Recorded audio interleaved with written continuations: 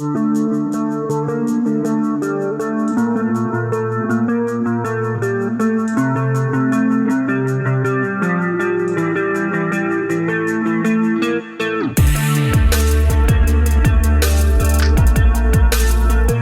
syndrome Coulon-de Vries est une maladie rare multisystémique. Petite taille et poids faible à la naissance, hypotonie, oralité difficile, un retard global, une déficience intellectuelle, un retard sévère de la parole et quelques dysmorphies faciales font partie de ses conséquences. Les personnes touchées sont autant des hommes que des femmes. Le syndrome Coulon-de Vries représente une personne sur 55 000. Nous allons essayer de parler de cette maladie rare afin de la rendre la plus visible possible. Nous allons également mettre en lumière certains conseils pour comprendre au maximum le syndrome Coulon-de Vries et ses symptômes. Pour tenter de répondre à ces questions, nous recevons Lionel Soupe, le papa d'une jeune fille atteinte de ce syndrome. Bonjour Lionel. Bonjour. Le syndrome Coulon-de Vries se manifeste dès la naissance. Quels symptômes avez-vous réussi à déceler chez votre fille dès le plus jeune âge ? Alors dès la naissance, en fin de compte, notre fille Inès était très hypotonique, elle avait du mal à se nourrir toute seule au biberon et elle prenait pas de poids. Donc elle se fatiguait très très vite. C'est pour ça qu'elle est restée donc 1 mois à l'hôpital après sa naissance pour qu'elle puisse être surveillée et subir quelques tests mais qui n'ont abouti à aucun diagnostic. Oui, le diagnostic est long. Certaines maladies ne sont pas diagnostiquées tout de suite. Comment ça s'est passé pour votre fille ? Alors elle a été suivie tout de suite par une généticienne au pôle mère-enfant de Bron dans la région lyonnaise.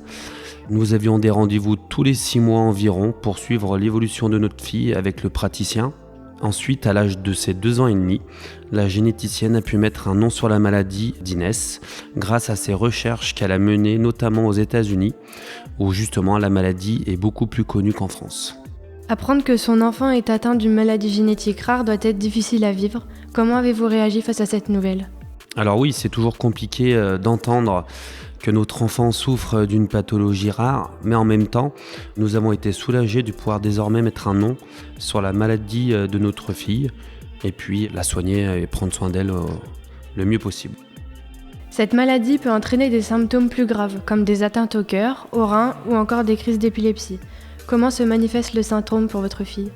Alors pour l'instant, Inès, elle n'a pas de problème physique proprement dit, si ce n'est des problèmes de motricité fine au niveau de ses mains, qui l'impactent dans son quotidien au niveau de l'habillement, de l'écriture et des activités manuelles. Nous avons bon espoir que cela évolue dans le bon sens ces prochaines années.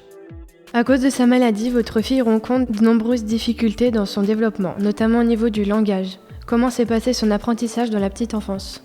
Comme je l'ai dit précédemment, elle avait du mal à se nourrir, elle n'arrivait pas à prendre sa ration journalière, donc elle a dû rester 1 mois à l'hôpital. Et ensuite, quand elle est revenue, ça a été très compliqué de la nourrir par nos propres moyens. Ensuite, au niveau de la marche, elle a aussi du retard. Elle a marché à 2 ans. Voilà. Et pour le langage, ça reste très compliqué depuis longtemps. Elle suit des rendez-vous d'orthophoniste. Voilà. Le syndrome Coulon-de Vries peut poser certaines difficultés dans le quotidien. Qu'est-ce qui est le plus handicapant pour votre enfant ?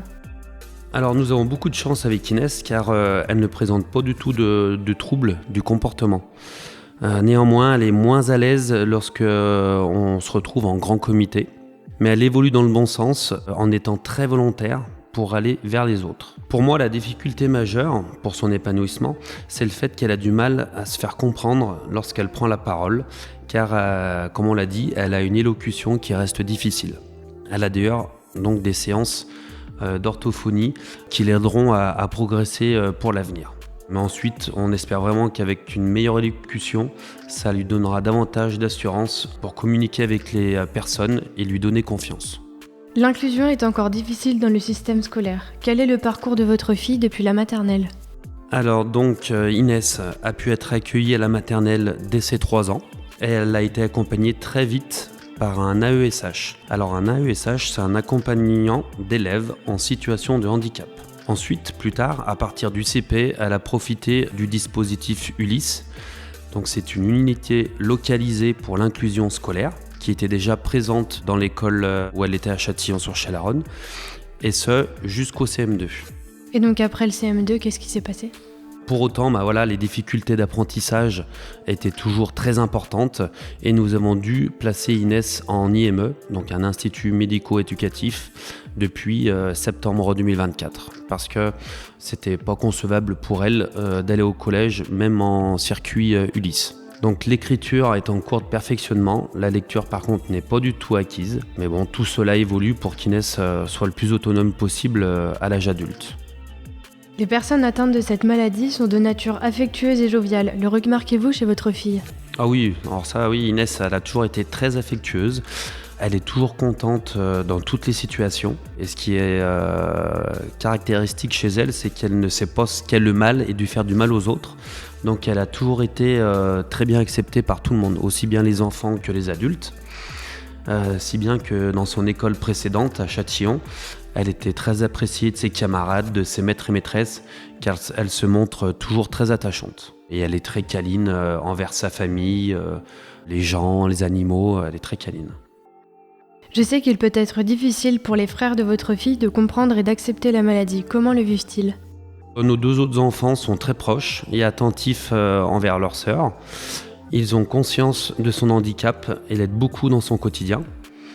Ils montrent beaucoup de bienveillance et c'est un environnement qui aide Inès à progresser depuis toujours. Le risque d'avoir un autre enfant porteur de cette maladie est assez rare dans une même fratrie.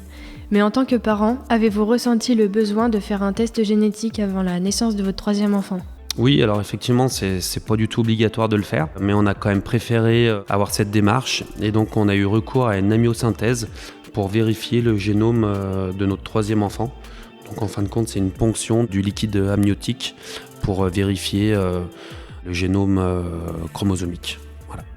Pour finir, quel message auriez-vous envie de faire passer aux jeunes parents d'un enfant atteint de syndrome ? Déjà, le plus important quand on se retrouve confronté à une maladie, surtout quand elle est subie par notre enfant, c'est pas du tout de se renfermer et de vivre vraiment dans une bulle, c'est de s'ouvrir aux autres et notamment à des associations. Dans le cas d'Inès, dans le cas du syndrome du Coullen-Duvry, il y a une association Coullen-Duvry France qui existe, qui peut répondre à toutes nos questions, dans lesquelles on peut s'investir. Et d'ailleurs, à ce propos, ils font tous les ans un rassemblement des enfants qui ont ce syndrome, qu'on appelle les Cool Kids. Pour les parents qui souhaitent aller à ces rencontres avec leurs enfants, ça permet d'avoir des échanges entre les familles pour s'aider et puis échanger sur les cas particuliers de nos enfants, parce que chaque enfant qui a ce syndrome évolue de manière assez différente. Voilà. Merci beaucoup à Lionel Soupe d'avoir partagé son histoire avec nous et d'avoir répondu à toutes nos questions concernant le syndrome Coullen-Duvry. Merci aux auditeurs de nous avoir écoutés. Nous espérons que cette interview permettra de venir en aide aux personnes dans le besoin. Nous vous souhaitons une belle journée. À bientôt. Vous pouvez réécouter cette émission sur le site internet de Radio Aléo, radioaléo.fr.